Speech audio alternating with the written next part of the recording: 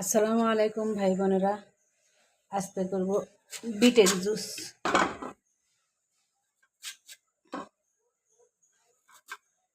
আমার ছেলেগুলা বুড়ো হয়ে গেছে, ওদের দাঁতের শক্তি নেই। এই বিট ফলগুলো ওরা দাঁত দিয়ে কামড়ায় খেতে পারে না, তাই ওদের জুস বানিয়ে দেবো। আমার ভিডিওটা দেখতে থাকেন জুসের।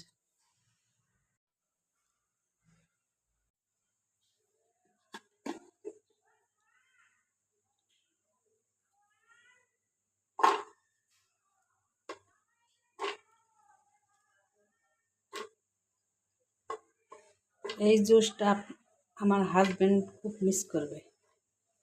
একটু চিনি দেব, স্বাদ মতো চিনি, অল্প একটু লবণ দেব, একটু পানি দিলাম। জুসের কালারটা সেই জুস আছে রে, জুসের কালারটা সেই সুন্দর, কালারও ভালো আছে, স্বাদেও ভালো আছে। সবাই ভালো থেকো, আল্লাহ হাফেজ।